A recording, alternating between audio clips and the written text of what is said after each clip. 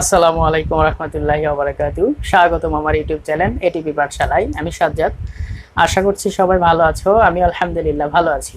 আজকে আলোচনা করব এসএসসি কেমিস্ট্রি বইয়ের তৃতীয় অধ্যায় পদার্থের গঠনের দ্বিতীয় অংশটা নিয়ে। প্রথম অংশে আমি ভর সংখ্যা তথা মাস নাম্বার এই পর্যন্ত আলোচনা করে দিয়েছিলাম। আজকে তার পরের অংশটুকু আলোচনা করে দেওয়ার চেষ্টা করবো ইনশাআল্লাহ। ছোট্ট করে একটা কথা বলবো, সেটা হচ্ছে আমি যেহেতু ভিডিওগুলো তৈরি করছি জেএসসি, এসএসসি এবং এইচএসসি দের জন্য, আমি এখনো জেএসসি ভিডিওগুলো আপলোড করা শুরু করিনি, তবে অতি শীঘ্রই করব। তো ভিডিওগুলা করতে আসলে অনেক খাটুনি হয়, অনেক পরিশ্রম করতে হয়। তো আমি চাচ্ছি যে পরিশ্রমটা আমি যে জন্য করতামটা যেন সফল হয়। তো পরিশ্রমটাকে সফল করার জন্য তোমাদেরকে ছোট্ট একটা কাজ করতে হবে। তোমাদের কাছে মনে হয় যে আমি এখান থেকে উপকৃত হচ্ছি, তাহলে দয়া করে ভিডিওগুলো শেয়ার করে দাও এবং সকলের কাছে পৌঁছে দিতে সহায়তা করো। আজকে আলোচনা করব হচ্ছে পরমাণুর মডেল। তোমাদের বইয়ে দুইটা মডেল নিয়ে আলোচনা করা আছে, একটা হচ্ছে রাদারফোর্ড পরমাণু মডেল আর একটা হচ্ছে বোর পরমাণু মডেল। আমরা গতদিন দেখেছিলাম যে ডেমোক্রিটাস এবং শেষে এসে 1918 সালে জন ডাল্টনও বলেছিলেন পরমাণুগুলোকে আর ভাগ করা যায় না, অর্থাৎ পরমাণুগুলো অবিভাজ্য। কিন্তু 1911 সালে কিন্তু রাদারফোর্ডই এই তার মডেলের মাধ্যমে কিন্তু প্রমাণ করেছিলেন যে পরমাণুগুলোকে ভাগ করা যায়। তো সেটাই আজকে আমরা দেখব আসলে পরমাণু মডেলে কি বলা হয়েছে রাদারফোর্ড পরমাণু মডেলে। তো আলোচনা করব রাদারফোর্ড পরমাণু মডেল। এই রাদারফোর্ড পরমাণু মডেল যেটা দিয়েছিল হচ্ছে 1911 সালে, যেটা আমরা জানি। এই রাদারফোর্ড তার পরীক্ষার জন্য, তার মডেলের জন্য যে উপকরণগুলো ব্যবহার করেছিলেন সেই উপকরণগুলো হচ্ছে অবশ্যই মনে রাখতে হবে। একটা হচ্ছে আলফা কণা, এরপরে তিনি ব্যবহার করেছিলেন 0.004 সেন্টিমিটার পুরু সোনার পাত, ওকে। আর ব্যবহার করেছিলেন জিঙ্ক সালফাইড আবরণযুক্ত একটা পর্দা। এই তিনটা উপকরণ নিয়ে তিনি তার মডেলটা ব্যাখ্যা করেছেন, এবং সেই মডেলটা যদি আমি একটু দেখাতে চাই তাহলে কি ঘটনাটা ঘটেছিল। এই যে ধরো, এটা হচ্ছে একটা পরমাণু, এর বাইরে কি ঘোরে? ইলেকট্রন ঘোরে। আর আমরা গতদিন দেখেছিলাম যে ইলেকট্রনগুলো কি চার্জযুক্ত? অবশ্যই ইলেকট্রনগুলো নেগেটিভ চার্জযুক্ত। তাহলে নেগেটিভ চার্জযুক্ত কণাগুলো চারপাশে ঘুরতে থাকে। তো রাদারফোর্ড যেটা করেছিলেন সেটা হচ্ছে, এই হচ্ছে আলফা কণা, আর আমরা জানি আলফা কণা হচ্ছে ধনাত্মক আধানযুক্ত কিন্তু অবশ্যই। তো এই আলফা কণা, তিনি অসংখ্য আলফা কণা এখানে নিয়েছিলেন। অসংখ্য, আমি অত দেখাচ্ছি না, অসংখ্য আলফা কণা তিনি নিয়েছিলেন। আর আমরা জানি আলফা কণা গেলে কি? পজিটিভ চার্জযুক্ত। অবশ্যই আলফা কণা আর হিলিয়াম কণা দুটো কিন্তু একই জিনিস। তো তিনি কি দেখলেন? তিনি যখন এই আলফা কণা ফেলছিলেন পরমাণুর ভিতরে, তিনি দেখতেছিলেন যে বেশিরভাগ কণাগুলাই এই পরমাণু ভেদ করে, যে এখানে হচ্ছে জিঙ্ক সালফাইডের, তিনি সেই জিঙ্ক সালফাইডের আবরণযুক্ত যে পর্দাটা সেটা পরমাণুর ওই পাশে নিয়েছিলেন। তো তিনি দেখতে পাচ্ছিলেন যে বেশিরভাগ আলোক রশ্মিগুলাই, বেশিরভাগ আলফা কণাগুলাই পরমাণু ভেদ করে জিঙ্ক সালফাইডের যে পর্দাটা আছে, এই জিঙ্ক সালফাইডের পর্দা গিয়ে আলো ফেলে। কিন্তু তিনি যে আরেকটা জিনিস লক্ষ্য করলেন যে এরকম অনেকগুলো কণার ভিতরে, এরকম অসংখ্য কণার ভিতরে একটি মাত্র আলফা কণা যে পথে যায় ঠিক সেই পথেই ফিরে আসে। তিনি এই সংখ্যাটা দেখাইছিলেন যে প্রায় 20,000 আলফা কণা তিনি এখানে বিচ্ছুরণ করেছিলেন। তার ভিতরে মাত্র একটি কণা যে পথে যায় ঠিক সেই পথেই ফিরে আসে। আমরা জানি যে সমধর্মী আধান পরস্পরকে কি করে? বিকর্ষণ করে। সুতরাং এই কণা যখন পরমাণুর অভ্যন্তরে যাচ্ছে, বেশিরভাগ কণাগুলাই পরমাণু ভেদ করে এই জিঙ্ক সালফাইডের ওপর আলো ফেলছে, কিন্তু একটা মাত্র কণা যে পথে যাচ্ছে ঠিক সেই পথেই ফিরে আসতেছে। তখন তিনি সিদ্ধান্তে উপনীত হলেন যে পরমাণুর অভ্যন্তরে এমন একটা ক্ষুদ্র জায়গা আছে, যে ক্ষুদ্র জায়গায় পজিটিভ আধান আছে। এই যে ক্ষুদ্র যে জায়গা পজিটিভ আধান আছে, এই পজিটিভ কেন পজিটিভ আধান? কারণ আমরা দেখতে পাচ্ছি যে ধনাত্মক আধানযুক্তই তো আমি দিচ্ছি। সুতরাং এখানেও এমন একটা বস্তু আছে যেটাও ধনাত্মক আধানযুক্ত। তো ধনাত্মক পরস্পরকে বিকর্ষণ করে। তখন তিনি সিদ্ধান্তে উপনীত হলেন যে পরমাণুর অভ্যন্তরে এমন একটা বস্তু আছে যেটা হচ্ছে ধনাত্মক আধানযুক্ত, এবং এই ধনাত্মক আধানযুক্ত অবস্থাটার নাম তিনি দিয়েছিলেন হচ্ছে নিউক্লিয়াস। রাদারফোর্ড পরমাণু মডেলের প্রথম যে কথা সেটা হচ্ছে পরমাণুর অভ্যন্তরে এমন একটি বস্তু আছে যে বস্তু হচ্ছে ধনাত্মক আধানযুক্ত এবং সেই বস্তুটার নাম দেন হচ্ছে নিউক্লিয়াস। 2 নম্বর যে কথাটা, এটা গেল 1 নম্বর। তাহলে 2 নম্বর কথাটা কি? 2 নম্বর কথা হচ্ছে রাদারফোর্ড বলেছেন পরমাণুর ভিতরের বেশিরভাগ জায়গাটাই ফাঁপা। এই যে দেখো, বেশিরভাগ অঞ্চলটাই কি থাকে? ফাঁপা থাকে। এই জন্য 20,000 কণার ভিতরে মাত্র একটা কণা যে পথে গেছে ঠিক সেই পথেই ব্যাক করেছে। সুতরাং 2 নম্বর কথা হচ্ছে পরমাণুর ভিতরের বেশিরভাগ জায়গাটাই ফাঁপা থাকে। 3 নম্বর কথা রাদারফোর্ড বলেছেন যে আমরা সৌরজগতের কথা জানি যে সৌরজগতের গ্রহগুলা সূর্যকে কেন্দ্র করে সবসময় আবর্তন করে, ঘোরে।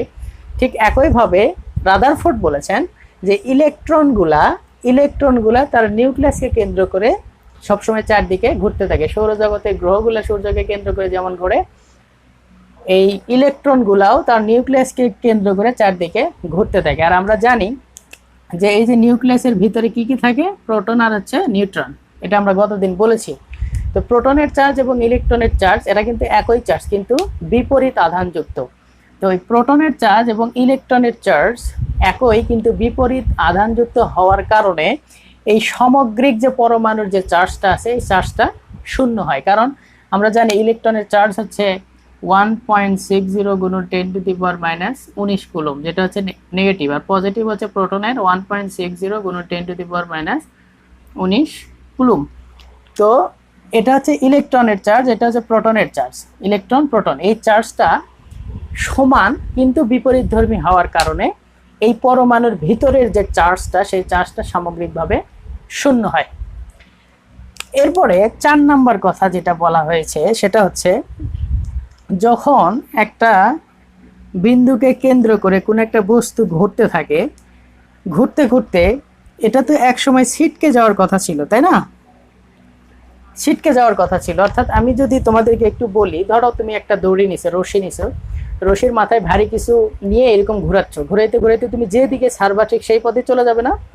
তো এখানে এই যে বিন্দুটা আমি দিয়েছি, এই বিন্দুটা মনে করো তুমি ধরেছো যে দড়ির মাথাটা ধরায় মাঝখানে মাথার উপরে একটা কিছু নিয়ে ঘুরাচ্ছ, ঘুরাইতে ঘুরাইতে তুমি যেদিকে ছাড়বা সেই দিকে ওটা চলে যাওয়ার কথা ছিল। তো এই যে মনে করো এখানে ইলেকট্রন ঘুরতেছে, তো ইলেকট্রন যেদিকে ঘুরতে ঘুরতে ঘুরতে ঘুরতে যে কোনো একদিকে তো ছিটকে যাওয়ার কথা ছিল, তাই না? তো এই ছিটকে যায় না কেন? ছিটকে না যাওয়ার পিছনে কারণ হচ্ছে এই ইলেকট্রনগুলা ভিতরের দিকে অর্থাৎ কেন্দ্রের দিকে একটা বল অনুভূত হয়, যেটাকে বলা হয় কেন্দ্রমুখী বল। এই কেন্দ্রমুখী বল থাকার কারণে, এই কেন্দ্রমুখী বল কাজ করার কারণে ইলেকট্রনগুলা তার পরমাণুর কক্ষপথ থেকে ছিটকে যায় না, খসে পড়ে না। কারণটা কি? কেন্দ্রমুখী বল।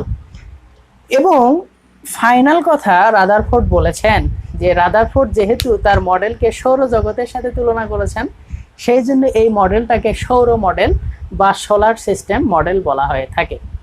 ক্লিয়ার? তাহলে রাদারফোর্ড টোটাল কয়টা কথা বললো আমি যদি সামারাইজ করি। 1 নম্বর কথা যে পরমাণুর অভ্যন্তরে এমন একটা ক্ষুদ্রতম বস্তু আছে যেটার আধান হচ্ছে পজিটিভ এবং সেটার নাম দেন তিনি হচ্ছে নিউক্লিয়াস। 2 নম্বর কথা বলেছেন বেশিরভাগ অঞ্চলটাই ফাঁপা থাকে। 3 নম্বর কথা বলেছেন সৌরজগতের গ্রহগুলা সূর্যকে কেন্দ্র করে যেমন ঘোরে, ইলেকট্রনগুলাও নিউক্লিয়াসকে কেন্দ্র করে ঠিক একইভাবে ঘোরে, কিন্তু ইলেকট্রন এবং প্রোটনের চার্জ একই, কিন্তু বিপরীতধর্মী হওয়ার কারণে পরমাণুর অভ্যন্তরে যে চার্জটা এই চার্জটা সামগ্রিকভাবে শূন্য হয়। এবং 4 নম্বর কথা বলেছেন যখন নিউক্লিয়াসকে কেন্দ্র করে ইলেকট্রনগুলো ঘুরছে এগুলো খসে পড়ার কথা ছিল, ছিটকে যাওয়ার কথা ছিল। ছিটকে যায় না কেন? না যাওয়ার কারণ হচ্ছে কেন্দ্রমুখী বল, কেন্দ্রের দিকে একটা বল অনুভূত হয়, এই জন্য পরমাণু থেকে ইলেকট্রনগুলা খসে যায় না, ছিঁড়ে পড়ে না। এবং ফাইনাল কথা যে রাদারফোর্ড পরমাণু মডেলটাকে সৌরজগতের সাথে যেহেতু তুলনা করা হয়েছে, সেই জন্য এই মডেলটাকে সৌর মডেল অথবা সোলার সিস্টেম মডেল বলা হয়ে থাকে। এটা হচ্ছে রাদারফোর্ড পরমাণু মডেল থেকে পাওয়া তথ্য।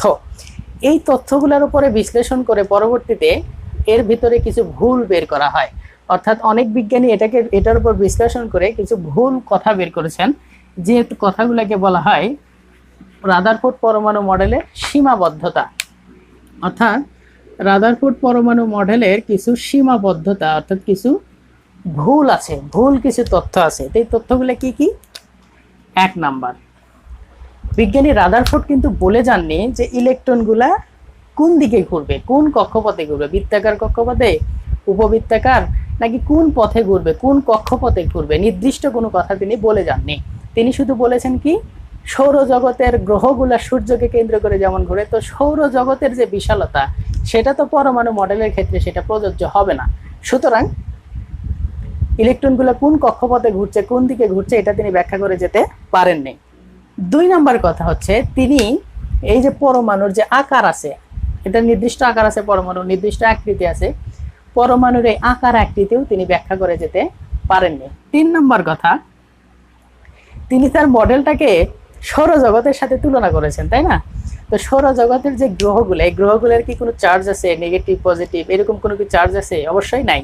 কিন্তু আমরা পরমাণুর অভ্যন্তরে যে ইলেকট্রন, প্রোটন, নিউট্রন দেখতেছি, এগুলোর চার্জ আছে না? ইলেকট্রনের নেগেটিভ, প্রোটনের পজিটিভ, এবার নিউট্রনের হচ্ছে নিরপেক্ষ, তার মানে এগুলোর চার্জ আছে, কিন্তু গ্রহগুলোর কোনো চার্জ নাই। কিন্তু তারপরেও তিনি সৌরজগতের গ্রহগুলোর সাথে তুলনা করেছেন।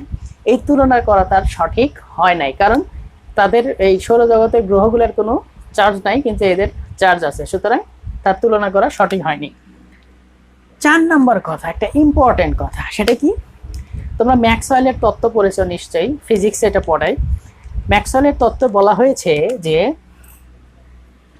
যখন কোনো একটা বস্তু একটা কেন্দ্রকে চিন্তা করে ঘোরে, কেন্দ্র করে ঘোরে, ঘুরতে ঘুরতে, ধরো এখানে একটা বস্তু ঘুরতেছে, ঘুরতে ঘুরতে ঘুরতে ঘুরতে ঘুরতে সে শক্তি হারায় ফেলে, শক্তি হারায় ফেলে এক সময় কেন্দ্রে এসে পতিত হয়। তো যখন এই যে নিউক্লিয়াসকে কেন্দ্র করে ইলেকট্রনগুলো ঘুরছে, ইলেকট্রনগুলো যখন ঘুরছে, ঘুরতে ঘুরতে শক্তি হারায় এক সময় তো এখানে এসে পতিত হওয়ার কথা ছিল, কিন্তু তাই কি হয়? ইলেকট্রন কি নিউক্লিয়াসের ভিতরে এসে পতিত হবে? যদি নিউক্লিয়াসের ভিতর পতিত হতোই, তাহলে তো পরমাণু বলতে কোনো কিছুই থাকতো না, সবকিছু নষ্ট হয়ে যেত, ধ্বংস হয়ে যেত। তার মানে যেহেতু ইলেকট্রন যখন চারদিকে ঘুরছে নিউক্লিয়াসকে কেন্দ্র করে, তার শক্তি হ্রাস হয়ে নিউক্লিয়াসে পতিত হচ্ছে না, সেহেতু ম্যাক্সওয়েলের তত্ত্ব অনুসারে রাদারফোর্ড পরমাণু মডেলটি সঠিক নয়। এই 4টা সীমাবদ্ধতা। তাহলে আমি যদি সামারাইজ করি, আকার আকৃতি ব্যাখ্যা করতে পারেননি, ইলেকট্রন কোন দিকে ঘোরে সেটা তিনি ব্যাখ্যা করতে পারেননি, সৌরজগতের গ্রহগুলোর কোনো চার্জ নাই, কিন্তু ইলেকট্রন প্রোটনের চার্জ আছে, সুতরাং এটার সাথে তুলনা করা তার সঠিক হয়নি।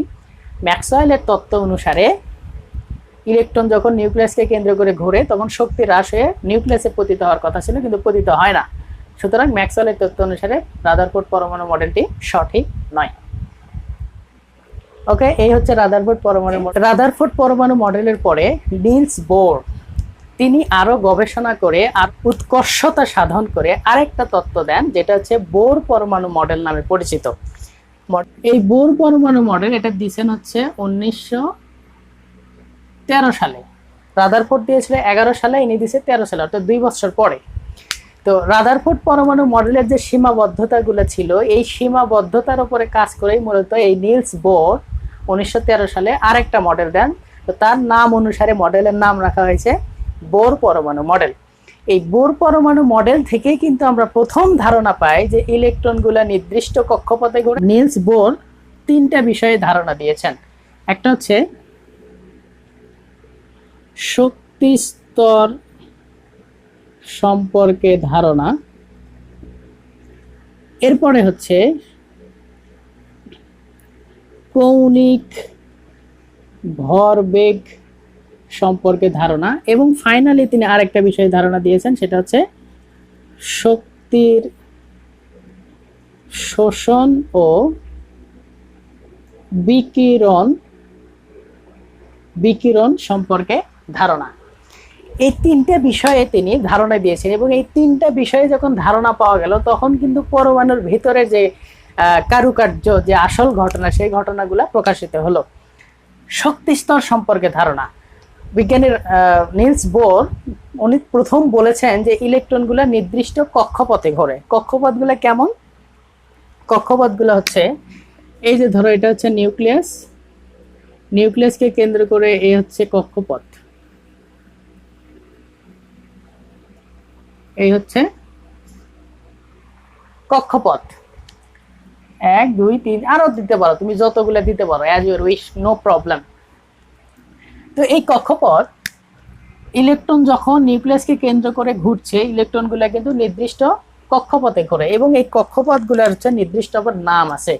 নামগুলো কি? এই যে প্রথম যে কক্ষপথ এটার নাম হচ্ছে কে, দ্বিতীয়টার নাম হচ্ছে এল, তৃতীয়টার নাম হচ্ছে এম, চতুর্থটার নাম হচ্ছে এন। অর্থাৎ প্রথম শক্তি স্তরের নাম হচ্ছে কে, দ্বিতীয় শক্তি স্তরের নাম হচ্ছে এল, তৃতীয় শক্তি স্তরের নাম এম, চতুর্থ শক্তি স্তরের এন। এরপরে যদি থাকে তাহলে ও, তারপরে থাকলে পি, তারপরে থাকলে কিউ, এরকম।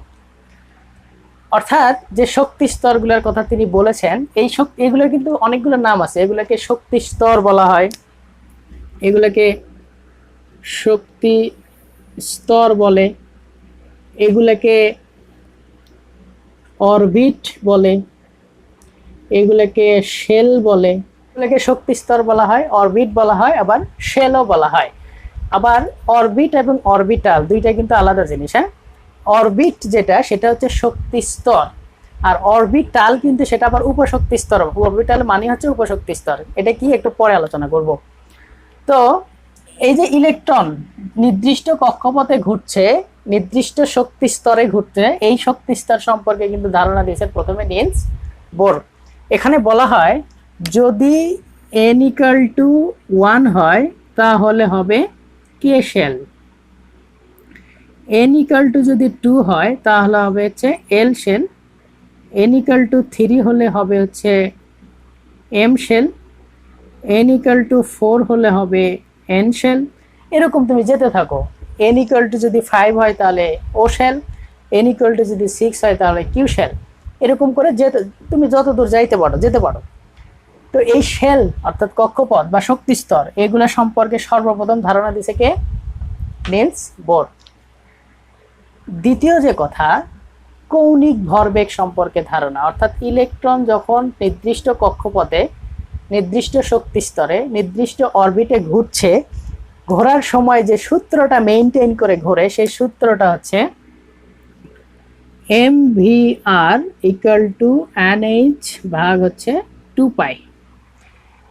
এটা হচ্ছে 2 নম্বর যে কথা, কৌণিক ভরবেগ সম্পর্কে ধারণা। অর্থাৎ ইলেকট্রন যখন নির্দিষ্ট কক্ষপথে ঘোরে, ঘোরার সময় এই সূত্রটা মেইনটেইন করে ঘোরে, mvr=nh/2π। এখানে এমটা কি? এখানে এমটা হচ্ছে যে ইলেকট্রনটা ঘুরতেছে সেই ইলেকট্রনের ভর। আমরা জানি ইলেকট্রনের ভর কত? ইলেকট্রনের ভর হচ্ছে 9.110 গুণন 10⁻18 গ্রাম। যদি কেজিতে নিয়ে যাও তাহলে 3 যোগ হবে। এবং ভিটা হচ্ছে যে ইলেকট্রনটা ঘুরছে সেই ইলেকট্রনের বেগ। আমি এখানে লিখছি না, এগুলো তোমাদের বইয়ে দেয়া আছে। ব্যাসার্ধ কি? অর্থাৎ আরটা হচ্ছে এখানে ব্যাসার্ধ। কার ব্যাসার্ধ? যে কক্ষপথে ঘুরছে সেই কক্ষপথের ব্যাসার্ধ। এনটা হচ্ছে এখানে শক্তি স্তরের সংখ্যা। অর্থাৎ n= এখানে 1 2 3 4 5 6 7 যে কক্ষপথে আছে সেই কক্ষপথের সংখ্যাকে নির্দেশ করতেছে n। এইচ হচ্ছে এখানে, এই এইচটা হচ্ছে এখানে প্লাঙ্কের ধ্রুবক। প্লাঙ্কের ধ্রুবক, আমরা ধ্রুবক সম্পর্কে কি জানি? ধ্রুবকটা হচ্ছে কনস্ট্যান্ট। কনস্ট্যান্ট মানে ধ্রুবক, যে মানটা কি হয় না, চেঞ্জ হয় না, ফিক্সড ভ্যালু, সেটা হচ্ছে ধ্রুবক। আর 2টা একটা ফিক্সড মান, আর পাইয়ের মান আমরা জানি 3.1416, এটা একটা ফিক্সড ভ্যালু, এটা চেঞ্জেবল নয়। সুতরাং এখানে যদি তুমি একটা কক্ষপথে যখন ইলেকট্রনটা ঘুরছে, সেই ইলেকট্রনটা কিন্তু এই ফর্মুলা অনুযায়ী ঘুরতে থাকে। এই প্লাঙ্কের ধ্রুবকের একটা নির্দিষ্ট মান আছে, মানটা খুবই ইম্পর্টেন্ট, মনে রাখতে হবে। মানটা কি? মানটা হচ্ছে 6.626 গুণন 10⁻34। এককটা হচ্ছে মিটার স্কয়ার kg/সেকেন্ড। এইটা হচ্ছে প্লাঙ্কের ধ্রুবকের ফিক্সড ভ্যালু, যেটা কখনোই চেঞ্জ হয় না। তাহলে কৌণিক ভরবেগ সম্পর্কে ধারণাতে যেটা বলা হয়েছে, mvr=nh/2π। m হচ্ছে ইলেকট্রনের ভর, v হচ্ছে ইলেকট্রনের বেগ, আর হচ্ছে কক্ষপথের ব্যাসার্ধ, n= হচ্ছে কক্ষপথের সংখ্যা, h হচ্ছে প্লাঙ্কের ধ্রুবক যেটা ফিক্সড ভ্যালু, 2 হচ্ছে একটা ফিক্সড ভ্যালু, এবং পাইয়ের যে মানটা সেই মানটা হচ্ছে ফিক্সড। এরপরে শক্তির শোষণ এবং বিকিরণ সম্পর্কে একটা ধারণা দিয়েছেন। সেটা আবার কি? সেটা হচ্ছে এই যে ধরো এটা একটা নিউক্লিয়াস, এটা হচ্ছে প্রথম শক্তি স্তর, এটা হচ্ছে দ্বিতীয় শক্তি স্তর। ওকে, এখন ধরো এখানে একটা ইলেকট্রন আছে, এখানে একটা ইলেকট্রন আছে।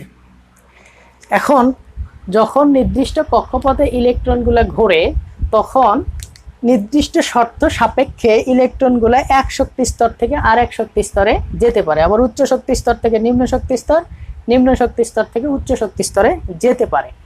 তো যদি নিম্ন শক্তি স্তর থেকে উচ্চ শক্তি স্তরে যেতে চায় তাহলে কি শক্তি লাগবে নাকি শক্তি বাইরে থেকে দিতে হবে না? সুতরাং নিম্ন শক্তি স্তর থেকে ইলেকট্রন যখন উচ্চ শক্তি স্তরে যায় তখন শক্তির শোষণ হয়, এবং উচ্চ শক্তি স্তর থেকে যখন ইলেকট্রনটা নিচের শক্তি স্তরে নেমে আসে তখন শক্তির বিকিরণ হয়। কারণ উচ্চ শক্তি স্তরে ছিল, শক্তিটাও বেশি ছিল, যখন নিচে আসতে যাচ্ছে তার শক্তিটাকে হ্রাস করা লাগবে, সুতরাং শক্তি হ্রাস করে সে নিচে আসে। এর নিম্ন শক্তি স্তরে ছিল, যাওয়া লাগবে কোথায়? উচ্চ শক্তি স্তরে। তার মানে তার শক্তি আরো বেশি লাগবে, যে শক্তি ছিল তার থেকে শক্তি বেশি লাগবে, সুতরাং এ আরো বেশি শক্তি নেয়, শোষণ করে উচ্চ শক্তি স্তরে যায়। তার মানে এখানে যেটা বোঝানো হচ্ছে, যদি উচ্চ শক্তি স্তর থেকে নিম্ন শক্তি স্তরে ইলেকট্রন আসে তাহলে শক্তির বিকিরণ হবে, নিম্ন শক্তি স্তর থেকে যদি ইলেকট্রন উচ্চ শক্তি স্তরে যায় তাহলে শক্তির শোষণ হবে। এবং শোষিত এবং বিকিরিত এই শক্তির যে মানটা, এই মানটা হিসাব করা হয় হচ্ছে এই এইচ ভি ইকুয়াল টু হচ্ছে এইচ সি ভাগ হচ্ছে ল্যামডা। এই সূত্রের সাহায্যে এই বিকিরিত এবং শোষিত শক্তির মানটা বের করা হয়। কেমন? এটা হচ্ছে এখানে কি পরিমাণ শক্তি শোষণ হলো অথবা কি পরিমাণ শক্তি বিকিরণ হলো, সেই শোষিত বা বিকিরিত শক্তির পরিমাণ হচ্ছে ভি। আর এই ভির যে এককটা সেটা হচ্ছে, এটাকে বলা হয় হার্টজ। এই জেট কি বলে? হার্টজ। এটার আরো একক হতে পারে, পার সেকেন্ড হতে পারে, পার মিনিট হতে পারে, পার আওয়ার হতে পারে, অনেকগুলো একক হয়। এবং এখানে যে সিটা দেখতে পাচ্ছ না, সি, এটা হচ্ছে আলোর বেগ। সিটা হচ্ছে আলোর বেগ, আর আমরা জানি আলোর বেগের মান হচ্ছে 9 গুণন 10 to the power 8 metre per second. এখানে সিটা হচ্ছে আলোর বেগ, যার মান হচ্ছে 9.1 গুণন 10 to the power 8 metre per second. এবং এখানে এই যে ল্যামডা দেখতে পাচ্ছ না, ল্যামডা হচ্ছে তরঙ্গ দৈর্ঘ্য, মিটার। তরঙ্গ দৈর্ঘ্যের একক হচ্ছে মিটার। সুতরাং শোষিত এবং বিকিরিত শক্তির যে পরিমাণ সেটা হচ্ছে H B equal to HC ভাগ ল্যামডা। সিটা হচ্ছে আলোর বেগ, যার মান হচ্ছে 9.9 গুণন 10 to the power 8 metre per second. H হচ্ছে ল্যামডা হচ্ছে তরঙ্গ দৈর্ঘ্য, যার একক হচ্ছে মিটার। এবং ভিটা হচ্ছে এখানে যে শোষিত বা যে শক্তিটা শোষণ হচ্ছে বা বিকিরণ হচ্ছে তার পরিমাণ। তো এই হচ্ছে তিনটা বিষয় সম্পর্কে ধারণা দিয়েছে। কিন্তু এখানে আরেকটা কথা মনে রাখতে হবে, এই যে যখন উচ্চ শক্তি স্তর থেকে নিম্ন শক্তি স্তরে ইলেকট্রনটা আসতেছে তখন এইটা যখন প্রিজমের ভিতর দিয়ে দেখা হয়, এটা তো তরঙ্গ দৈর্ঘ্য, একটা নির্দিষ্ট আলো না, এই আলোটা যখন প্রিজমের ভিতর দিয়ে দেখা হয় তখন এটা বর্ণালী আকারে প্রকাশ পায়। কি আকারে? বর্ণালী বা স্পেকট্রাম আকারে প্রকাশ পায় যখন উচ্চ শক্তি স্তর থেকে নিম্ন শক্তি স্তরে ইলেকট্রনরা আসতেছে। এবং তোমাদের বইয়ে একটা কথা বলা আছে, সেটা হচ্ছে পারমাণবিক বর্ণালী। এই পারমাণবিক বর্ণালী কাকে বলে? এটা বলার আগে আমি ছোট্ট করে একটা কথা বলতে চাই। এই যে ধরো এটা হচ্ছে সূর্য, হ্যাঁ, এখান থেকে কি হয়?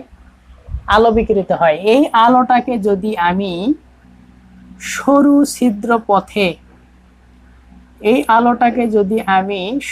ছিদ্র পথে একটা প্রিজমের মধ্য দিয়ে চালনা করতে পারি তাহলে দেখা যায় অনেকগুলা আলোক রশ্মি একসাথে বের হয়ে যাচ্ছে। দ্যাট মিন্স আলোক রশ্মিকে আমি নির্দিষ্ট সরু ছিদ্র পথে যখন প্রিজমের মধ্য দিয়ে চালনা করতেছি, এখানে কিন্তু আলোক রশ্মি দেখো একটা আসতেছে, কিন্তু যখন প্রিজম থেকে একটা আলো বের হয়ে যাচ্ছে তখন কিন্তু অনেকগুলো আলোর ছিটা বের হয়ে যাচ্ছে। আমরা যেমন রেইনবোর আলো দেখি, ঠিক একইভাবে প্রিজম থেকে বিভিন্ন কালারের ক্ষুদ্র ক্ষুদ্র আলো বের হয়ে যায়। তো এখানে যখন উচ্চ শক্তি স্তর থেকে নিম্ন শক্তি স্তরে ইলেকট্রনগুলো আসতেছে তখনও কিন্তু এই বর্ণালী আকারে এটা প্রকাশিত হয়। পারমাণবিক বর্ণালী কাকে বলা হচ্ছে? ইলেকট্রন যখন উচ্চ শক্তি স্তর থেকে নিম্ন শক্তি স্তরে আসতেছে, যে বিকিরিত আলোটা যে বিকিরণ হচ্ছে, এই বিকিরিত আলো যদি প্রিজমের মধ্যে চালনা করা হয় তখন সেটাকে বলা হচ্ছে পারমাণবিক বর্ণালী। এবং এই বর্ণালী নিয়েই এই বোর পরমাণু মডেলের কিছু সীমাবদ্ধতা আছে, আমি একটু পরে বলবো। বোর পরমাণু মডেল থেকে সফলতা কি পাওয়া গেল? প্রথম কথা, শক্তি স্তর সম্পর্কে ধারণা দিয়েছেন। রাদারফোর্ড পরমাণু মডেলে কিন্তু এই শক্তি স্তর সম্পর্কে তিনি ধারণা দিয়ে যাননি, তিনি কিন্তু বলে যাননি ইলেকট্রনগুলো কোন দিকে ঘোরে, বৃত্তাকার, উপবৃত্তাকার, আসলে কোন দিকে ঘুরছে এটা তিনি বলে যাননি। 2 নম্বর কথা হচ্ছে যে যখন ইলেকট্রনগুলা নির্দিষ্ট কক্ষপথে ঘুরছে, এই ইলেকট্রনগুলো যদি লাফালাফি করে এক শক্তি স্তর থেকে আরেক শক্তি স্তরে যায়, তখন যে শক্তির শোষণ এবং বিকিরণ হতে পারে এটা রাদারফোর্ড বলে জাননি, কিন্তু এটা কে বললো? বোর পরমাণু মডেলে এসে আমরা পাইলাম। সুতরাং এটাও বোর পরমাণুর মডেলের একটা সফলতা। এবং আরেকটা কথা, যে এই যে বিকিরিত এবং শোষিত যে শক্তি, এই শক্তিটা যখন উচ্চ থেকে নিম্ন অথবা নিম্ন থেকে উচ্চতে যাচ্ছে তখন বর্ণালী আকারে প্রকাশ পায়। এই বর্ণালী সম্পর্কেও কিন্তু রাদারফোর্ড ব্যাখ্যা করে জাননি। সুতরাং এই তিনটা বিষয় কিন্তু সফলতা কার? বোর পরমাণু মডেলে। তো এই সফলতা পাওয়ার পরেও বোর পরমাণু মডেলেরও কিছু সীমাবদ্ধতা আছে, কিছু ভুল আছে। কারণ বৈজ্ঞানিকভাবে যেগুলো প্রমাণ করা হয়, বোর পরমাণু মডেলে যখন প্রমাণ করা হয়েছিল তখন সেটাই উৎকৃষ্ট ছিল, কিন্তু পরবর্তীতে আরো বেশি গবেষণা করার ফলে কিছু কিছু ভুল বের হয়ে আসে। তো সেই ভুলগুলাকে কি বলা হচ্ছে?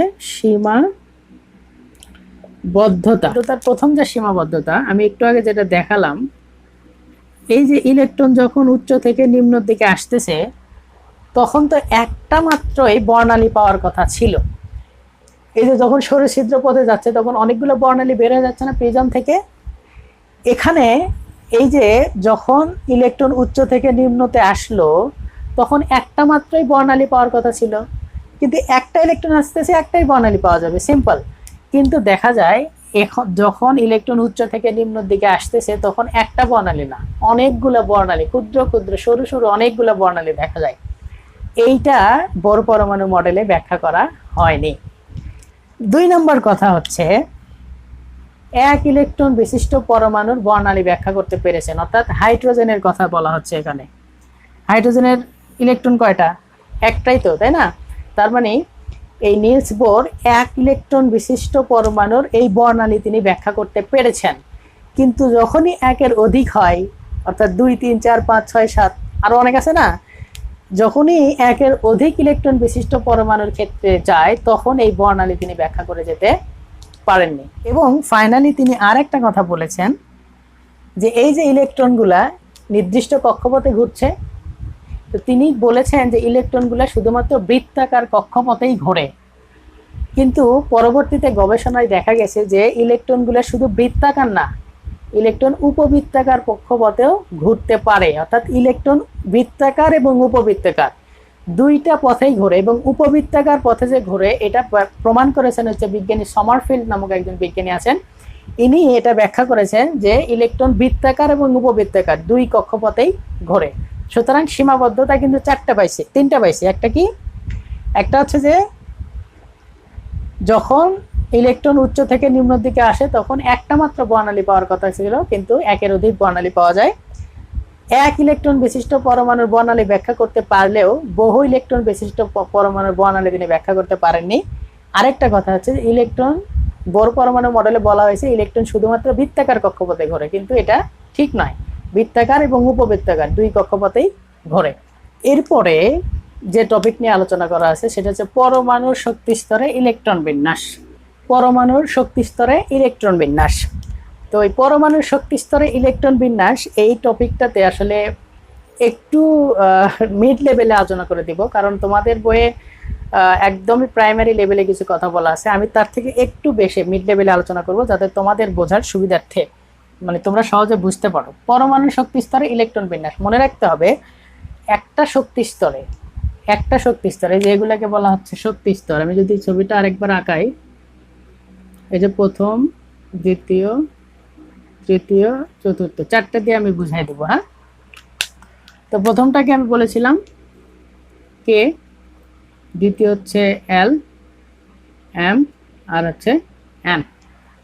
এই যে কে, এল, এম, এন, কে কখন হচ্ছে? যখন n = 1, এল কখন হচ্ছে? যখন n = 2, n = 3 and n = 4, তাই তো?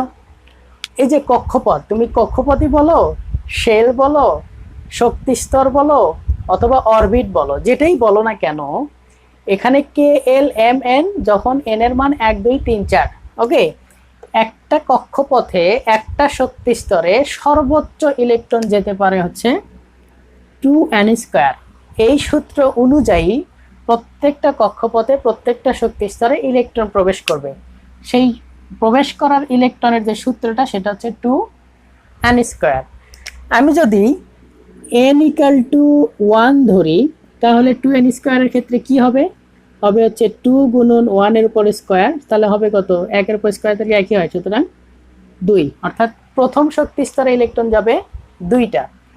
যদি আমি n = 2 ধরি তাহলে 2 গুণন 2 এর উপর স্কয়ার মানে 4, 4 দোকানে 8, তার মানে দ্বিতীয় শক্তি স্তরে ইলেকট্রন যাবে 8টা। যদি n = 3 ধরি তাহলে 2 গুণন 3 এর উপর স্কয়ার, কারণ n = 3 ধরছি, তাহলে 3 3 কে 9, 9 দোকানে 18, তার মানে তৃতীয় শক্তি স্তরে 18টা ইলেকট্রন যাবে। আমি যদি n = 4 ধরি তাহলে 2 গুণন 4 এর উপর স্কয়ার, 4 4 16, 16 দোকানে 32, তার মানে চতুর্থ যে শক্তি স্তরটা আছে সেই চতুর্থ শক্তি স্তরে ইলেকট্রন যাবে কয়টা? 32টা। অর্থাৎ একটা অরবিটে শক্তি স্তরে শেলে কয়টা ইলেকট্রন যাবে সেটা নির্ভর করে হচ্ছে 2n² এর উপরে। তো n = যদি 1 হয় তাহলে n এর মান 1 করে ম্যাথমেটিক করলেই তুমি কোন শক্তি স্তরে কয়টা ইলেকট্রন যাচ্ছে এটা সহজেই ব্যাখ্যা করা যাবে। এখন এই সাপেক্ষে যদি আমি একটা ইলেকট্রন বিন্যাস করতে বলি, ধরো ক্যালসিয়াম। ক্যালসিয়াম কত? অবশ্যই জানো, ক্যালসিয়াম হচ্ছে 20। এখন এই 20 এর ইলেকট্রন বিন্যাস হচ্ছে 2 8 8 2, 8 দোকানে 16, 17, 18, 19, 20। এটা হচ্ছে ক্যালসিয়ামের ইলেকট্রন বিন্যাস।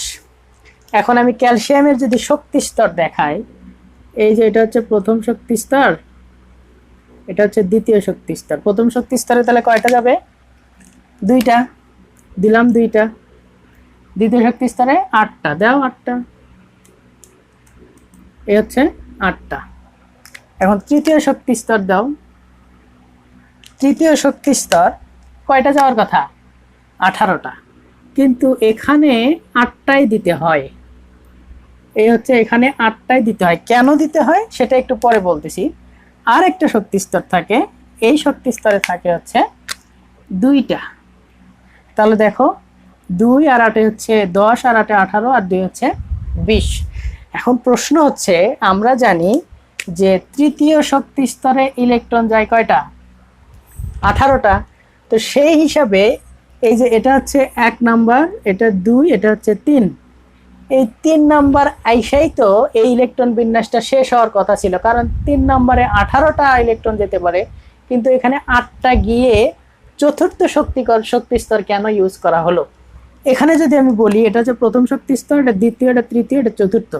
তো তৃতীয়তে এই যে তৃতীয় শক্তি স্তরে ইলেকট্রন যায় 18টা, এখানেই শেষ না হয়ে এই 2টা ইলেকট্রন চতুর্থ শক্তি স্তরে কেন গেল? এই চতুর্থ শক্তি স্তরে কেন গেল এইটা যদি আমি ব্যাখ্যা করতে চাই, তাহলে অরবিটাল অর্থাৎ উপশক্তি স্তর সম্পর্কে তোমাকে জানতে হবে। আমরা বোর পরমাণু মডেল থেকে দেখলাম না যে উনি বলেছিলেন ইলেকট্রনগুলো শুধুমাত্র বৃত্তাকার কক্ষপথে ঘোরে, কিন্তু সমারফিল্ড কিন্তু আলোচনা করেছেন। এই সমারফিল্ডের কথা তোমাদের বইয়ে বলা নাই, এটা যখন হায়ার কেমিস্ট্রি পড়বা তখন পাবা। উনি কিন্তু বলেছেন যে শুধুমাত্র বৃত্তাকার নয়, উপবৃত্তাকার পথেও ঘোরে। এই উপবৃত্তাকার কক্ষপথই হচ্ছে অরবিটাল, এবং সেই অরবিটাল থাকার কারণেই কিন্তু ইলেকট্রনটা তৃতীয় শক্তি স্তরে শেষ না হয়ে চতুর্থ শক্তি স্তরে গিয়েছে। এখন এই উপশক্তি স্তর সম্পর্কে আমাদেরকে অবশ্যই জানতে হবে, কারণ কেন এই ইলেকট্রনটা এখানে গেল এটা আমাদেরকে ব্যাখ্যা করতে হবে। তো চলো উপশক্তি স্তর নিয়ে একটু কথা বলি। আলোচনা করতে চাই উপশক্তি স্তর কেন, এই যে 2 নম্বর 2টা যে ইলেকট্রন গেল চতুর্থ শক্তি স্তরে কেন গেল এটা যদি ব্যাখ্যা করতে চাই, আমরা জানি যে উপশক্তি স্তর হচ্ছে 4টা। এই হচ্ছে S, P, D আর হচ্ছে F, 4টা উপশক্তি স্তর। এটার আবার আলাদা আলাদা নাম আছে। S এটা হচ্ছে শার্প, SHARP শার্প। P তে হচ্ছে প্রিন্সিপাল, D তে হচ্ছে ডিফিউজড, and F তে হচ্ছে ফান্ডামেন্টাল। ঠিক আছে, S, P, D, F মনে রাখতে হবে। S অরবিটালে সর্বোচ্চ ইলেকট্রন যেতে পারে 2টা, P অরবিটালে সর্বোচ্চ যেতে পারে 6টা, D অরবিটালে 10টা এবং F অরবিটালে যেতে পারে সর্বোচ্চ 14টা। এখন এই এসপিডিএফ এগুলো হচ্ছে উপশক্তি স্তর বা অরবিটাল। এই এসপিডিএফ এটা কিভাবে আসলো সেটা আমাদেরকে জানার দরকার আছে না? অবশ্যই জানার দরকার আছে। কিভাবে আসলো দেখো, যদি আচ্ছা এইটা জানার আগে আমাকে 4টা কোয়ান্টাম সংখ্যা সম্পর্কে জানতে হবে, 4টা শক্তি স্তর সম্পর্কে জানতে হবে। সেই 4টা শক্তি স্তর কি? সেই 4টা শক্তি স্তর হচ্ছে 1 নাম্বার প্রধান কোয়ান্টাম সংখ্যা, সহকারী কোয়ান্টাম সংখ্যা, এটার আরেক নাম হচ্ছে অ্যাজিমুথাল কোয়ান্টাম সংখ্যা। 3 নম্বর হচ্ছে চৌম্বকীয় কোয়ান্টাম সংখ্যা, অ্যান্ড 4 নম্বর হচ্ছে স্পিন কোয়ান্টাম সংখ্যা। এই 4টা কোয়ান্টাম সংখ্যা সম্পর্কে আগে ধারণা নিতে হবে, তারপরে আমরা এসপিডি কিভাবে আসলো সেটা বুঝতে পারবো। এই যে প্রধান কোয়ান্টাম সংখ্যা, এই প্রধান কোয়ান্টাম সংখ্যাকে এন দ্বারা প্রকাশ করে, সহকারী কোয়ান্টাম সংখ্যাকে প্রকাশ করে ছোট হাতের এল, চুম্বকীয়কে প্রকাশ করে ছোট হাতের এম, এবং স্পিন কোয়ান্টাম সংখ্যাকে প্রকাশ করা হচ্ছে এস দ্বারা। এখন এই প্রধান কোয়ান্টাম সংখ্যা অর্থাৎ ইলেকট্রনগুলা কোন কক্ষপথে ঘুরছে সেই কক্ষপথের সংখ্যা হচ্ছে প্রধান কোয়ান্টাম সংখ্যা। এটা কক্ষপথের আকার নির্দেশ করে। সহকারী কোয়ান্টাম সংখ্যা এটা হচ্ছে এল দ্বারা প্রকাশ করে, এটা দ্বারা একটা পরমাণুর আকৃতিকে নির্দেশ করে। চুম্বকীয় কোয়ান্টাম সংখ্যা বা ম্যাগনেটিক কোয়ান্টাম সংখ্যা যেটা, এই কোয়ান্টাম সংখ্যা দ্বারা ত্রিমাত্রিক বিন্যাস ব্যাখ্যা করা যায়। হচ্ছে এই যে ধরো যখন ইলেকট্রনগুলা নির্দিষ্ট কক্ষপথে ঘোরে, ইলেকট্রন হচ্ছে নেগেটিভ চার্জ, আর এই যে এখানে কি আছে পজিটিভ চার্জ প্রোটনের, এটা হচ্ছে পজিটিভ চার্জ। তো এই ইলেকট্রন যখন প্রোটনকে কেন্দ্র করে চারদিকে ঘুরতে থাকে তখন এদের ভিতরে একটা আকর্ষণ বল কাজ করে। এই আকর্ষণ বল কাজ করার জন্য চুম্বকীয় অবস্থার সৃষ্টি হয়, ম্যাগনেটিক পাওয়ারের সৃষ্টি হয়। এই ম্যাগনেটিক পাওয়ার সৃষ্টি হওয়ার কারণে এই যে অরবিটালগুলো আছে না এসপিডিএফ, এগুলার আকার পরিবর্তন হয়ে যায়। অর্থাৎ ম্যাগনেটিক কোয়ান্টাম সংখ্যা দ্বারা যে ত্রিমাত্রিক বিন্যাস মানে বের করা হচ্ছে, এটা বের করার জন্য এই যে ইলেকট্রন যখন ঘুরছে প্রোটনকে কেন্দ্র করে, এরা নেগেটিভ চার্জ মানে একটা বিপরীত চার্জ ধর্মী, এটা নেগেটিভ এটা পজিটিভ, তখন এদের ভিতরে একটা আকর্ষণ বল কাজ করে। আকর্ষণ বল কাজ করার জন্য এই যে উপশক্তি স্তর এসপিডিএফ এগুলার আকার পরিবর্তন হয়ে যায়। আকারগুলো কি? এই এস এর যে আকার সেটা হচ্ছে গোলাকার, মনে রাখো। এস হচ্ছে এস এর যে আকৃতি, এটা তোমরা যখন ইন্টারমিডিয়েটে যাবো আরো বিস্তারিত পড়বা, যখন আমরা হাইব্রিডাইজেশন পড়বো অর্থাৎ সংকরায়ন তখন আরো বিস্তারিত পড়বো। এখন শুধু কনসেপ্টটা মনে রাখো। এস এর আকৃতি হচ্ছে গোলাকার, পির আকৃতির হচ্ছে ডাম্বেল আকৃতির। ডাম্বেল কেমন? ডাম্বেল হচ্ছে এই যে এটাকে বলা হয় ডাম্বেল আকৃতির। ডাম্বেল, তাহলে পি হচ্ছে ডাম্বেল আকৃতির, এবং ডি এবং এফ যেটা আছে এই দুইটা হচ্ছে জটিল আকৃতির হয়ে থাকে। জটিল কেমন? ডিটাকে বলা হয় ডাবল ডাম্বেল। ডাবল ডাম্বেল কেমন? এর উপরে আরেকটা করে থাকে, এটাকে বলা হয় ডাবল ডাম্বেল। সুতরাং এই যে ম্যাগনেটিক কোয়ান্টাম সংখ্যার কারণে এদের আকারের পরিবর্তন হয়ে থাকে। আর স্পিন কোয়ান্টাম সংখ্যা কি? স্পিন কোয়ান্টাম সংখ্যা হচ্ছে যে ইলেকট্রনগুলা একটা শক্তি স্তরে যখন ঘোরার সময় দুইটা স্পিনে ঘুরতে পারে। একটা ঘুরতে পারে হচ্ছে ঘড়ির কাঁটার দিকে ঘুরতে পারে, অথবা ঘড়ির কাঁটার বিপরীতে ঘুরতে পারে। এই জন্য স্পিন কোয়ান্টাম সংখ্যার দুইটা মান আছে, একটা হচ্ছে +12 আর একটা হচ্ছে -12। যদি ইলেকট্রনটা ঘড়ির কাঁটার দিকে ঘোরে তাহলে মান হবে +12, আর যদি ইলেকট্রনটা ঘড়ির কাঁটার বিপরীতে ঘোরে তাহলে স্পিন কোয়ান্টাম সংখ্যার মান হবে হচ্ছে -12। অনেকগুলো কথা বলে ফেললাম, একটু ক্লিয়ার ভাবে দেখবা। হ্যাঁ, তো প্রধান কোয়ান্টাম সংখ্যা যেটাকে এন, সহকারী কোয়ান্টাম সংখ্যা এল, ম্যাগনেটিক কোয়ান্টাম সংখ্যা হচ্ছে এম, এন্ড স্পিন কোয়ান্টাম সংখ্যাকে এস দ্বারা প্রকাশ করা হয়। এখান থেকে আমরা বের করব কিভাবে উপশক্তি স্তর বের করা যায়। তা আমি যদি একটু দেখাই,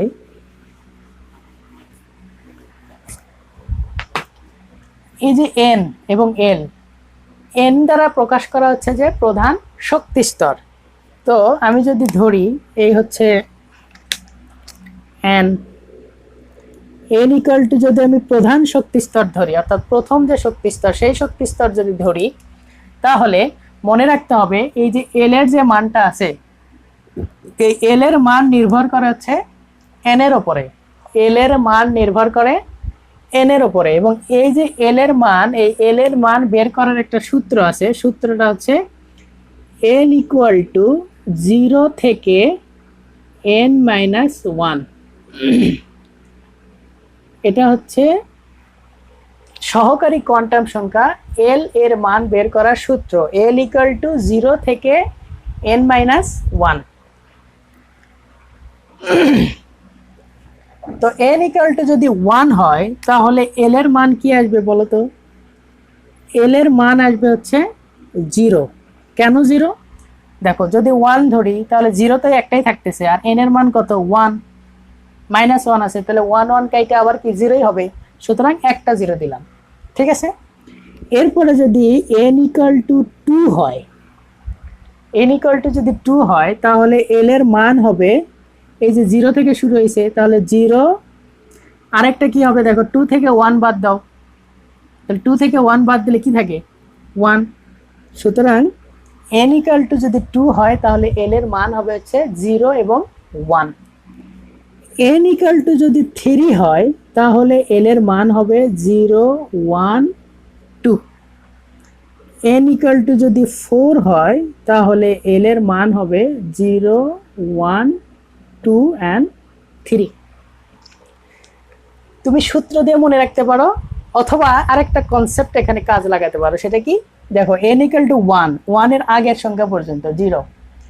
n ইকুয়াল টু 2, 2 এর আগ পর্যন্ত 0, মানে 2 এর আগের যে সংখ্যা 1। n ইকুয়াল টু 3, তার আগের সংখ্যা। n ইকুয়াল টু 4, তার আগের সংখ্যা। অথবা দেখো, n ইকুয়াল টু 1 উপশক্তি স্তর, অর্থাৎ এল এর মানও একটা। n ইকুয়াল টু 2, এল এর মান 2টা। n ইকুয়াল টু 3, এল এর মান 3টা। n ইকুয়াল টু 4, এল এর মান 4টা। অর্থাৎ এখান থেকে যেটা আমি ব্যাখ্যা করতে চাচ্ছি এখন, সেটা হচ্ছে, যদি এটা কি n কি প্রধান শক্তি স্তর, এল কি সহকারী শক্তি স্তর, অর্থাৎ সহকারী কোয়ান্টাম সংখ্যা, অ্যাজিমুথাল যেটাকে বলা হচ্ছে। সুতরাং প্রথম যে শক্তি স্তরটা আছে, সেই শক্তি স্তরের উপশক্তি স্তর হচ্ছে একটা। কয়টা? একটা। n ইকুয়াল টু 2, এটার উপশক্তি স্তর, অর্থাৎ সহকারী কোয়ান্টাম সংখ্যা কয়টা? 2টা। সুতরাং এর উপশক্তি স্তর হচ্ছে 2টা। n ইকুয়াল টু 3, তার মানে n ইকুয়াল টু 3 হলে তখন এর উপশক্তি স্তর হবে কয়টা? 3টা। এবং ফাইনালি n ইকুয়াল টু যদি 4 হয়, তখন এল এর যে উপশক্তি স্তর, সেই উপশক্তি স্তর হবে 4টা। এই যে 1 2 3 4, ক্লিয়ার কথা? কিরকম সেটা হচ্ছে, এই যে যখন n equal to 1, L equal to 0, তখন উপশক্তি স্তর হবে s। কেন s হলো? কারণ এল এর মান 0, উপশক্তি স্তর একটাই। যেহেতু n ইকুয়াল টু 1, সুতরাং এটা হচ্ছে 1s। ওকে। এরপরে n ইকুয়াল টু 2টা মান পেয়েছে, 0 এবং 1। তো 0-এর জন্য কি? s। আর 1 এর জন্য মনে রাখতে হবে, 1 এর জন্য যে উপশক্তি স্তর, সেটা হচ্ছে p। তাহলে এটা কোন প্রদত্ত কোয়ান্টাম সংখ্যা? 2 নম্বর কোয়ান্টাম সংখ্যা। সুতরাং এটা হচ্ছে 2s and 2p। n equal to যখন 3, তখন এল এর মান কিন্তু 3টা। তাহলে 3টা মান লিখো। 0-এর জন্য কত? s, 1 এর জন্য p। মনে রাখতে হবে, এই যে 2 যে মান আছে, এই 2 এর জন্য হচ্ছে উপশক্তি স্তর d। ওকে। তাহলে কোন শক্তি স্তর? 3 নাম্বার। সুতরাং এটা হচ্ছে 3s, 3p and 3d। এবং ফাইনালি n ইকুয়াল টু 4, তখন এল এর মান কয়টা? 4টা। তাহলে লিখো, s এর জন্য 0-এর জন্য s, 1 এর জন্য p, 2 এর জন্য d and 3 এর জন্য হচ্ছে f। কোন শক্তি স্তর? 4 নম্বর শক্তি স্তর। তো দাও 4s, 4p, 4d and 4f। সুতরাং প্রথম শক্তি স্তরের উপশক্তি স্তর একটা, দ্বিতীয় শক্তি স্তরের উপশক্তি স্তর 2টা, তৃতীয় শক্তি স্তরের 3টা এবং চতুর্থ শক্তি স্তরের 4টা উপশক্তি স্তর পাওয়া যায়। আর আমরা প্রথমে বলেছিলাম যে এস অরবিটালে কয়টা ইলেকট্রন যায়, 2টা, পিতে 6টা, ডিতে 10টা এন্ড এফতে 14টা। তাহলে এখানে কয়টা ইলেকট্রন যাবে, 2টা, এখানে 2টা, এখানে 6টা, এখানে 2, এখানে 6, এখানে 10, এখানে 2, এখানে 6, এখানে 10, আর এখানে যাবে 14টা। এই হচ্ছে উপশক্তি স্তর। এই যে আমি দেখাইছিলাম না যে ক্যালসিয়ামের ইলেকট্রন বিন্যাস 2, 8, 8, 2 কেন হয়, এটা এখন যদি আমি রিয়েল ইলেকট্রন বিন্যাস দেখাই, দেখা যাচ্ছে না? হ্যাঁ দেখা যাচ্ছে, দেখো এই হচ্ছে calcium 20, 1s2, 2s2, 2p6, 3s2, 3p6, তাহলে 6 6 12, 13 14 15 16 17 18 and 4s1। আচ্ছা এখানে আরেকটা কথা আছে, সেটা একটু পরে বলবো। দেখো এখানে এখন দেখো 1s2, 2s2, 2p6, 3s2, 3p6 and 4s1। এখানে কিভাবে ইলেকট্রন বিন্যাসটা হয়েছে, এই যে দেখো এটা হচ্ছে প্রথম শক্তি স্তর, n = যখন 1 কয়টা ইলেকট্রন গেছে, 2টা। n = যখন 2, 2 কয়টা উপশক্তি স্তর, 2টা, কয়টা গেছে, 6 দিয়ে 8, এখানে 8। এটা হচ্ছে তৃতীয় শক্তি স্তর, তৃতীয় শক্তি স্তরের উপশক্তি স্তর কয়টা, 3টা আছে না? এই কথাটা এখানে বলতে লাগছিলাম, সেটা হচ্ছে 3d থাকবে এখানে, কিন্তু আগে 3d-তে ইলেকট্রন যায় না, এখানে 3d 0 হয়ে যায়। কেন আগে 3d-তে না গিয়ে কেন আগে 4s-এ যায়, এটার ব্যাখ্যায় একটু পরে আসতেছি।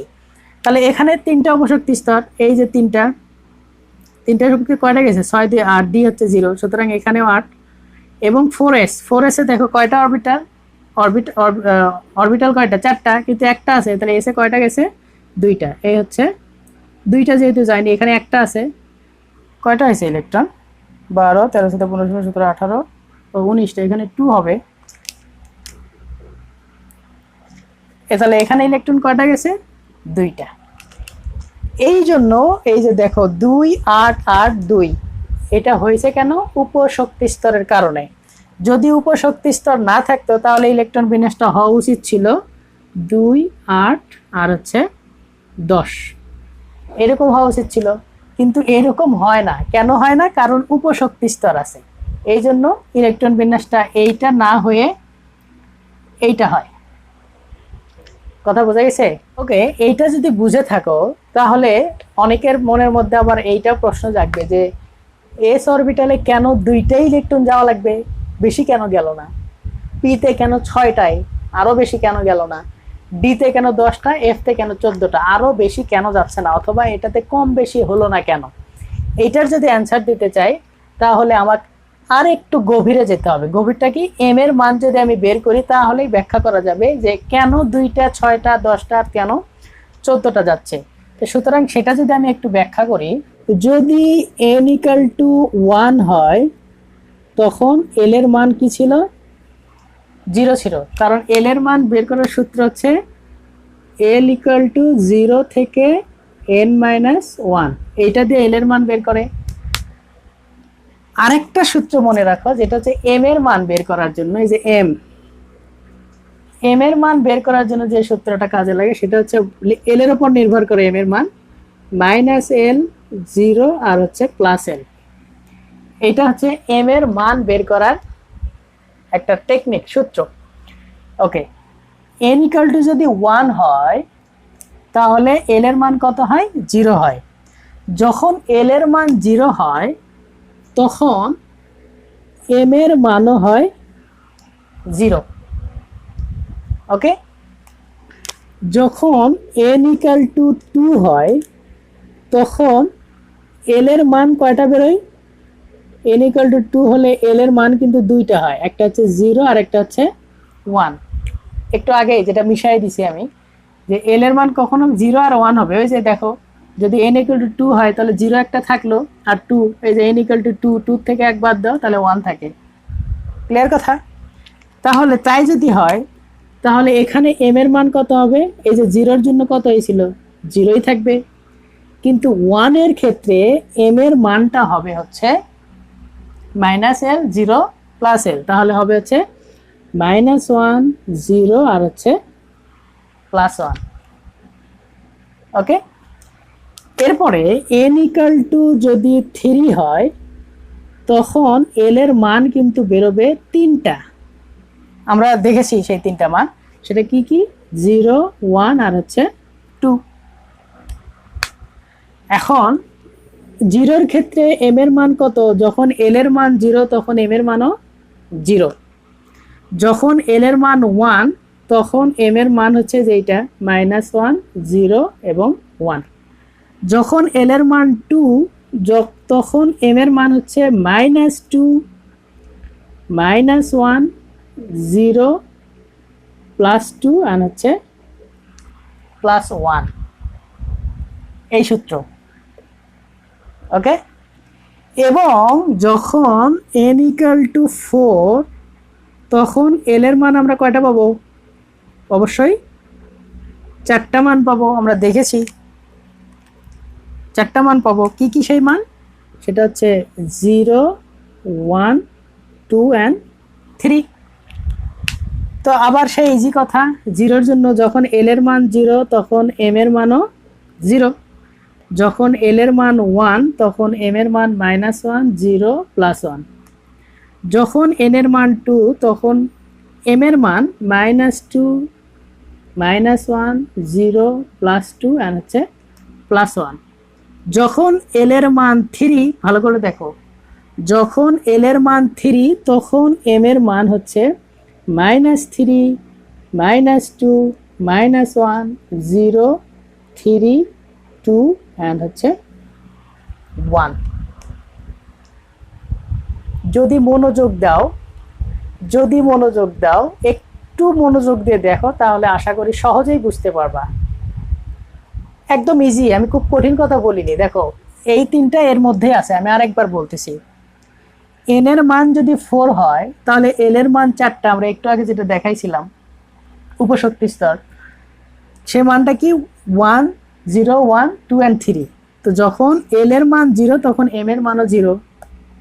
যখন l এর মান 1 তখন m এর মান -1 0 +1। 2 হইলে m এর মান হবে -2 -1 0 +2 +1। 3 হইলে হবে -3 -2 -1 0 +3 +2 +1। কনফিউজ আছে? এরপরেও আমি তারপরেও বলতেছি, যদি এরপরেও তোমাদের বুঝতে কোনো ধরনের প্রবলেম হয় তাহলে আমাকে লিখো, আমি আরো সহজভাবে আরো ব্যাখ্যা বহুলভাবে আলোচনা করার চেষ্টা করব। তা আমি বলতেছিলাম কেন এইভাবে ইলেকট্রন যায়। এখন যদি আমি দেখাই, দেখো এই যে দেখো n = 1 তখন কি l = 0। যখন l = 0 হয় তখন উপশক্তি স্তর কোনটা হয়? তখন উপশক্তি স্তর হয় s, যেটা আমরা দেখাইছিলাম একটু আগে। তো s যদি হয়, s এর সর্বোচ্চ ইলেকট্রন যাবে হচ্ছে 2টা। কেন 2টা যাবে? এই যে দেখো এখানে উপশক্তি স্তর যেটা m, অর্থাৎ চৌম্বকীয় কোয়ান্টাম সংখ্যা m এর স্তর ঘর কয়টা? এখানে একটাই স্তর আছে, একটাই শক্তি স্তর আছে। তো আমি বলেছিলাম এই যে স্পিন কোয়ান্টাম সংখ্যা, স্পিন ঘড়ির কাঁটার দিকে অথবা ঘড়ির কাঁটার বিপরীতে। যদি ঘড়ির কাঁটার দিকে যায় তাহলে +½ ঘড়ির কাঁটার বিপরীতে গেলে -½ সুতরাং একটা শক্তি স্তরে কমপক্ষে কয়টা ইলেকট্রন যাবে? 2টা ইলেকট্রন যাবে। তো যেহেতু l = 0 তখন উপশক্তি স্তরে ইলেকট্রন যাবে 2টা। তাহলে এখানেও দেখো l = 0, 0 এর জন্য কি s আর 1 এর জন্য কি ছিল? p ছিল। তো 2টা করে যাবে সর্বোচ্চ। তাহলে এখানে 2টা গেল। কয়টা ঘর আছে? মনে করে এখানে অংশ কয়টা, স্তর কয়টা? একটাই, সুতরাং যাবে কয়টা? 2টা। কিন্তু এখানে দেখো কয়টা আছে? 1 2 3, 3টা উপশক্তি স্তর আছে না? 3টা উপশক্তি স্তরে স্পিন আকারে প্রত্যেকটাতে 2টা 2টা করে যাবে। এখানে 2টা যাবে, এখানে 2টা যাবে, এখানেও 2টা যাবে। তাহলে কয়টা ইলেকট্রন হলো? 6টা। সুতরাং p তে যায় হচ্ছে 6টা। এবং এখানে আসো, এখানে 0 এর জন্য কি s, 1 এর জন্য p and 2 এর জন্য হচ্ছে d। তাহলে দেখো এই যে 0, তার মানে একটাই উপশক্তি স্তর, ইলেকট্রন কয়টা যাবে? স্পিন অনুসারে 2টা। এখানে 3টা, তাহলে এখানে 2, এখানে 2, এখানে 2, 6টা। পিতে 6টা, যেটা একটু আগে দেখালাম। ডিতে আসো, ডিতে দেখো কয়টা, 1 2 3 4 5, তাহলে 2টা করে দাও। 2টা করে দিলে 5 দোকানে 10, এই জন্য ডি অরবিটালে ইলেকট্রন যায় 10টা। এতক্ষণ যেগুলো বললাম এখানে সবগুলো আছে, আরেকবার ভালো করে দেখো, কনসেন্ট্রেশন শুধু এইদিকে। হ্যাঁ, যখন এল ইকুয়াল টু 0 তখন এম ইকুয়াল টু 0। উপশক্তি স্তর কয়টা? একটা। তো 0-র জন্য কি হয়? এস হয়। তো একটাই যেহেতু ইলেকট্রন যাবে 2টা। যখন এন ইকুয়াল টু 1 তখন উপশক্তি স্তর হয় পি। পিতে কয়টা উপশক্তি স্তর? 3টা, সুতরাং 3 দোকানে 6, পিতে যায় 6টা। এন ইকুয়াল টু যখন এল ইকুয়াল টু যখন 2 তখন উপশক্তি স্তর হয় ডি। তো ডিতে দেখো কয়টা ঘর আছে? 1 2 3 4 5, তাহলে 5টাতে 5 দোকানে 10, সুতরাং ডিতে যায় 10টা। এবং যখন এল ইকুয়াল টু 3 হয় তখন উপশক্তি স্তর হয় হচ্ছে এফ। এফে কয়টা আছে? এই যে দেখো, 1 2 3 4 5 6 7, তাহলে 2টা করে দাও, 7 দোকানে 14। এই জন্য এফ অরবিটালে ইলেকট্রন যাবে 14টা। বোঝা গেছে কথা? এই হচ্ছে ম্যাগনেটিক কোয়ান্টাম সংখ্যা। এই ম্যাগনেটিক কোয়ান্টাম সংখ্যা অর্থাৎ চৌম্বকীয় কোয়ান্টাম সংখ্যা দ্বারাই আসলে ব্যাখ্যা করা যায় কেন এস অরবিটালে 2টা, পিতে 6টা, ডিতে 10টা এবং এফতে 14টা ইলেকট্রন যায়। মনে রাখতে হবে এস অরবিটালের যে উপশক্তি স্তর সেটা থাকে হচ্ছে 2টা এস, পিতে থাকে হচ্ছে 3টা, ডিতে থাকে হচ্ছে 5টা এবং এফতে থাকে হচ্ছে 7টা। 1 2 3 4 5 6 7। এই থাকার কারণে তো প্রত্যেকটাতে ইলেকট্রন যায় 2টা করে, প্রত্যেকটাতে ইলেকট্রন যায়। আচ্ছা, অন্য কালার দিয়ে দেখাই তাহলে ভালো হবে। এখানে 2টা, প্রত্যেকটাতে ইলেকট্রন যায় 2টা করে। ঠিক আছে, ও এখানে 2টা কেন, আর একটা হবে, তাহলে 2টা। এখানেও 2টা, এখানেও 2টা।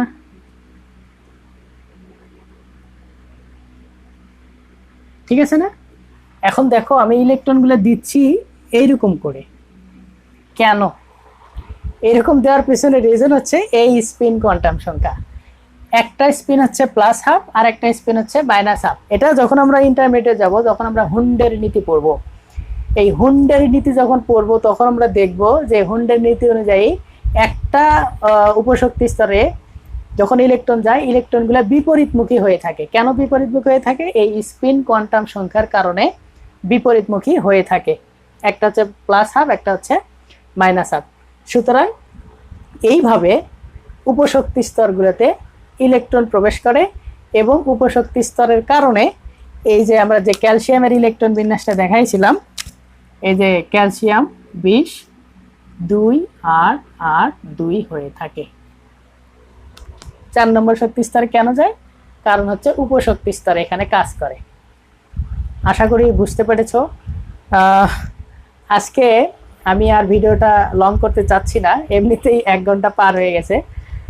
এরপরে এই অধ্যায়ের এই উপশক্তি স্তরের ধারণার পরে যেটুকু টপিক আছে এইটুকু টপিক আমি আরেকটা ভিডিওতে আপলোড করব। আশা করি তোমরা বিষয়গুলো একটু একটু জটিল, তবে মনোযোগ দিয়ে যদি দেখো ভিডিওটা, আমি 100% শিওর যে সবাই খুব ভালোভাবে বুঝতে পারবা। সুতরাং তোমাদের অভিমত জানাও, ভিডিওগুলো শেয়ার দাও যাতে করে সকল স্টুডেন্টের কাছে পৌঁছে। আজকে এই পর্যন্তই, সবাই ভালো থেকো। আসসালামু আলাইকুম রহমতুল্লাহ।